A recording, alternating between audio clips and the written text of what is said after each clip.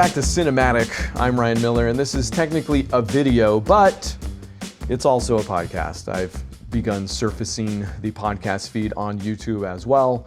So either way you want it, it's there. I just thought you should know. So I'm going to try to be more upfront about that just in case the ear people want to be eye people as well.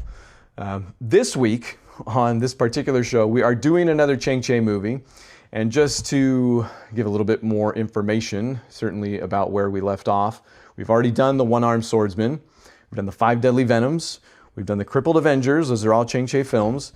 And at this point, 1979, we're still in 1979, he's about 29 years into his 43-year directorial career, about 69 films out of the total of 95 that he will eventually direct.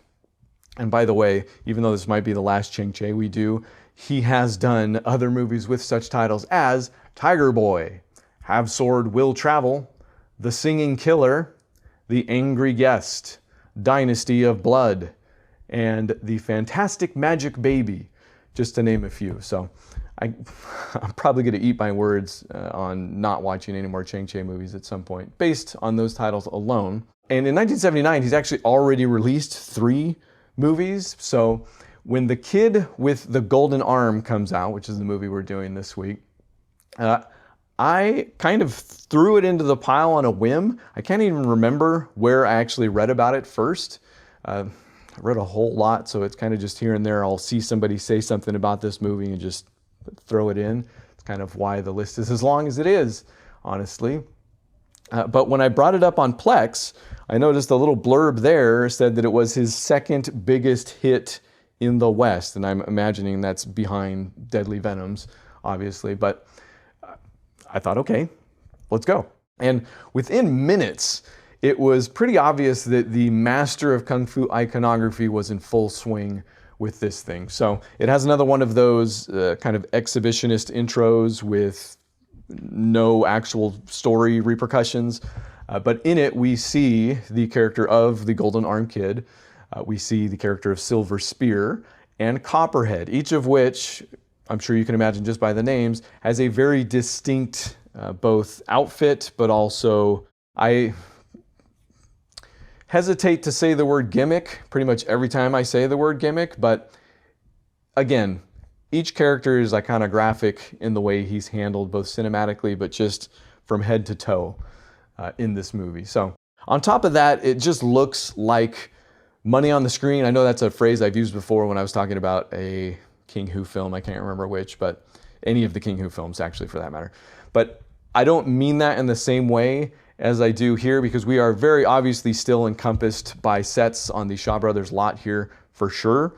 But this looks so well manicured, and there is a fantastic transfer out there. I don't know if that's obviously has something to do with it, but I just mean that he's making it look easy at this point. And we'll come back to this, I think, when we talk a little bit about the characters, when I talk about how I think I've cracked the code when it comes to this, but also I think a lot of Chang Cheh's movies. But this clocks in at a brisk 86 minutes with a dead simple plot. So the government has hired Hu-Wei Security to transport a cargo of gold to a refugee camp somewhere. I don't think they even say where. But it's clear that in so doing, they need to cross the Deadly Valley, which is headed up by, and in this order, they are careful to note that there is a hierarchy, the Golden Arm Kid himself at the top, followed by Silver Spear, Iron Armor, and Copperhead. On the good guy's side, we have Hu-Wei Security, but also a drunken master at this point. It seems like every movie's got to have one, which I'm fine with completely, and this is another one that it does kind of steal the show, I'll be honest. It's played by Kuo Chi, or Philip Kwok, because yes, this is another Venom Mob joint. So in addition to Kuo Chi, we have Lu Feng as Silver Spear, Xiang Sheng as Short Axe, Sun Qian as Long Axe, Lo Mang as the Golden Arm Kid himself, and Wai Pak as Hero Lee, which I guess he was a sometimes. Wai Pak didn't show up in all of the Venom Mob films, but he made the cut in this one. And that also means that these guys are basically the choreographers. Although IMDb only mentions Chang Cheh and Lu Feng by name in the action director role, but I'm sure they each had some input. In any event, when the action starts, it doesn't really let up. Even when it starts to, or you think it does, they've made a part of the trip, and I believe they're in some Huawei offices somewhere talking about what their next move is going to be.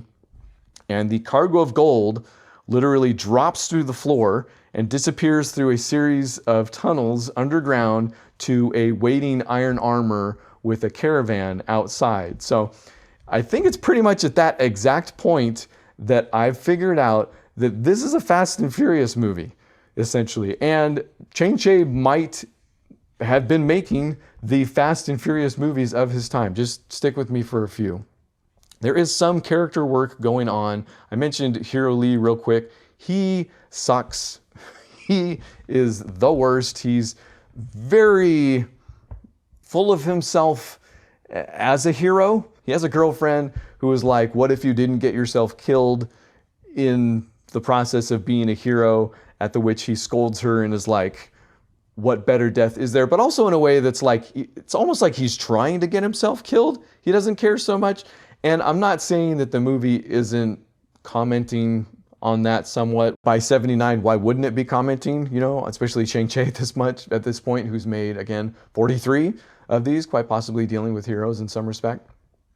But in being a Fast and Furious type movie, it's not like this is a character study in any sense of the word. So Hero Lee sucks, yes, but on the other end of that spectrum is Hightower, the sheriff, the drunken master, government official, however you want to put it, who does kind of embody this cowboy of a character who is the law to some extent, but also he has some detective sequences where he goes through and there is a mystery at play, I won't say, and a lot of his character does enable some of the plot twisting that does happen. But again, upon reveal, it's not like it's going to change your life or change everything that you've seen in the movie up till then.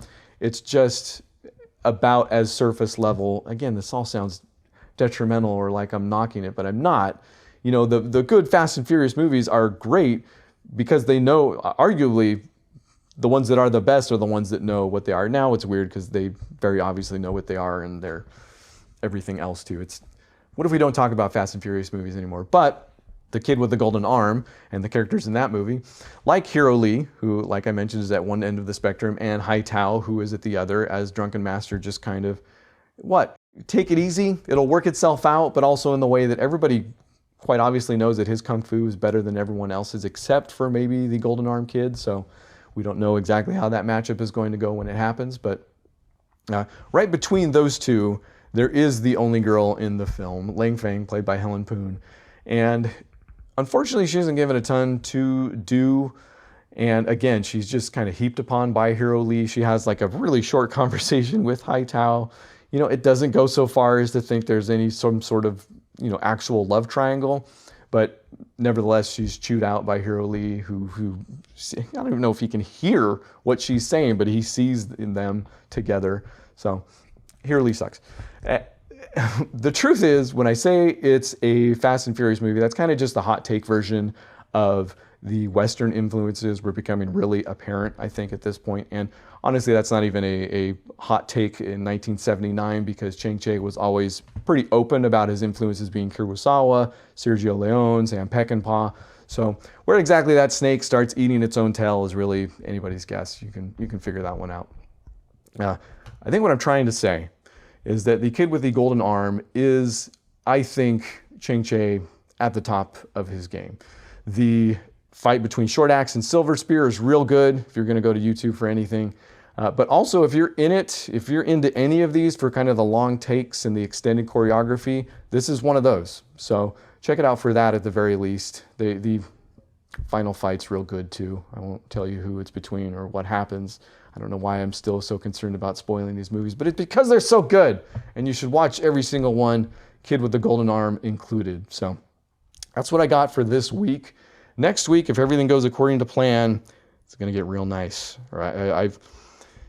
We've kind of already been in this area with Drunken Master and Fearless Hyena, which I didn't talk about on this show. I've talked about them on Book Club for Movies. We did entire shows, 40, 50, 60-minute podcasts. So go check those out. Those are fantastic movies. That's why we did dedicated shows to them. So maybe at some point I go back and figure those out. But why that's exciting is because next week we are inching even further into that new wave that Sammo and Jackie and others spearheaded with The Magnificent Butcher, which I believe was the second film Sammo directed. I've watched a little bit of it because if I do these movies out of order at all, it's because my daughter isn't so much into, the 60s, 70s stuff as she is into the Sammo and Jackie stuff. So I've watched a little bit of it, but not everything so far. Either way, I'm excited to get into the era of Hong Kong action that kind of led me down this route in the first place. So come back and stick around for that.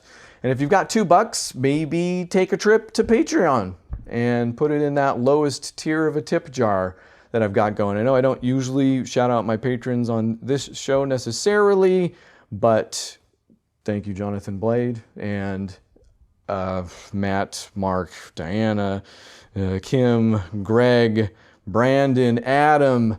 I think that's all of you, but thank you always. So if you want to be one of those awesome people, that's where you can do it. Patreon.com/Ryan_runs_. And either way, thanks for hanging out. See you next week.